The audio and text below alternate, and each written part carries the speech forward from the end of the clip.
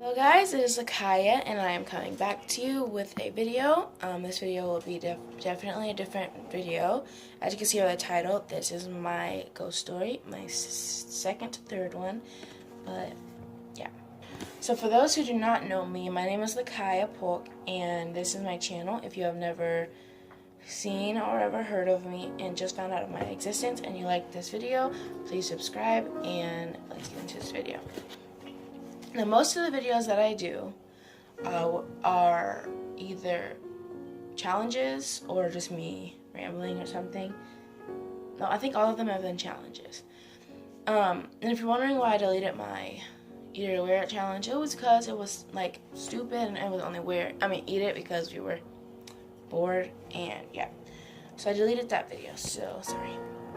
Alright, so this is a story time about my third time being haunted, or me, not really me, this happened. It's going to be about 3 different stories inside of one. Yeah. So, when me and my mom and my sister weren't exactly financially stable, we were living in this shelter. And we're jumping back about 4 or 5 years ago. This happened 4 or 5 years ago. I was 9 or 10 or 8, and my sister was either 4 or 5. And so, we lived in a shelter, and I had always felt like there was something watching me, or there was like this heavy presence that was always around. And so, there was this one time where there was this really racist lady that was there. But she had only been racist once, and it was a long time before we actually started hanging out with her. She had been racist to me, and that's why my mom wasn't cool with her. But I watched her kids a lot, and there was this little girl, and we were all eating dinner at the same time. And her little girl, I'm gonna not say names for the purpose of the privacy, and if by any chance they come across this video ever. But she had a little girl and a little boy, but this little girl was like 2 or 3, barely could talk. She barely said anything. She couldn't even spit out a sentence other than this one that she had never said anything. Like, she had told us that she had just started walking and talking. She couldn't even when I say that she couldn't say sentences, I mean she had tiny words and we just knew what she was saying, because when she would say something like eat, we knew she was hungry. When she was tired, she would just rub her eyes or say sleep. She couldn't say I'm tired. She couldn't say 2 words with a period at the end. She couldn't say a sentence. And so one night we were sitting at the dinner table, and I seen her look out the window, and for the purposes, I'll call her Molly. I asked her, I said, Molly, what's wrong? And she looked at me with this pale face, and she looked out the window and she said, he died. My mom was like, what did she just say?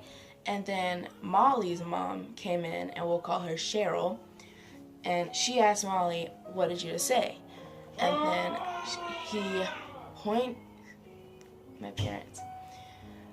she pointed out the window and said, he died.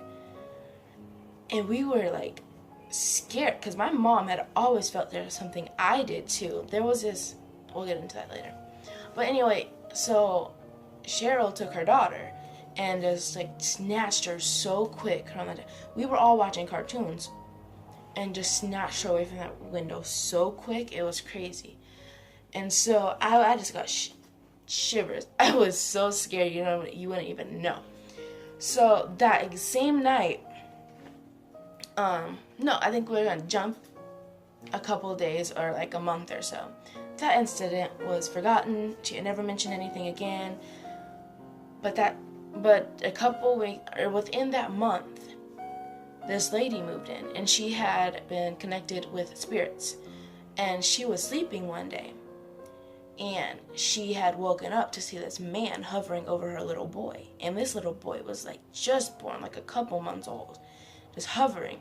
As soon as she could see everything, she seen that it was a man.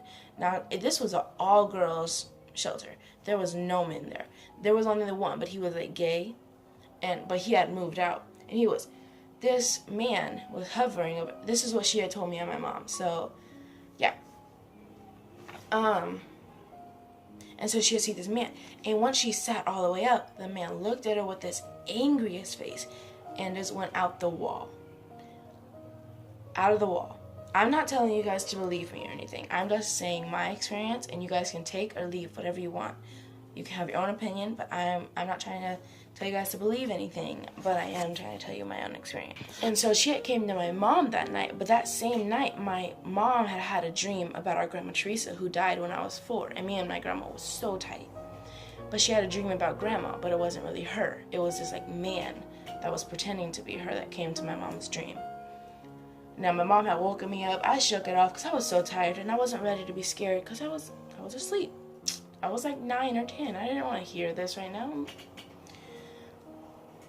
And so they knocked on my door, and my mom was the only one in there that had a Bible, and they were like connected or whatever. And so she prayed over her, and she went back to sleep, and it was fine. But my mom had woken me up, and as soon as she woke me up, I seen this shadow in the middle of this room, and it was just tall and dark and scary, like really scary. And it just like really scared me. And so I had my mom, so yeah, it was just like really scary. And my mom had woken me up, and I thought I was just seeing things. But my mom had told me what the lady had told her, and it was like I had seen like a tall, dark figure. My mom had a dream about a male figure, and this lady was seeing a man figure. And we had all seen something related, and we were just terrified. And I could not fall back to sleep. And at this time, we had a portable DVD player to where you could bring it out. It looked like a laptop, but it was small, but you can bring it around wherever. And so I could not go back to sleep, and I really didn't want my mom to go back to sleep because I didn't want to be up alone because I just had shivers. We were on a bunk bed, and I was always scared to be on the top and the bottom, because on the top, what if someone came in and they seen me first? But on the bottom, I was exposed to what's under the bed. I was too scared for that. So what if something came from on top of the bed? But what if something came from above the bed? I thought like this as a kid because I grew up to be around ghosts and present because I was with my mom, and they followed her and they followed us. And so that night I couldn't sleep. I didn't sleep. The next morning it was scary, and that same night we had just watched Insidious, and I was dead. Yeah. So that incident really scared me. I just wanted to share that with you guys. Thank you for watching this video. If you like these story times, I will be posting them even more. Please subscribe and leave a comment on what you want me to do next. My next video will probably be doing another story time. I will probably do a haunted, I will do a sequel of this. But my next video might be posted today or tomorrow, but I definitely want to get on that. So please like, and I'll see you next time, guys. Bye.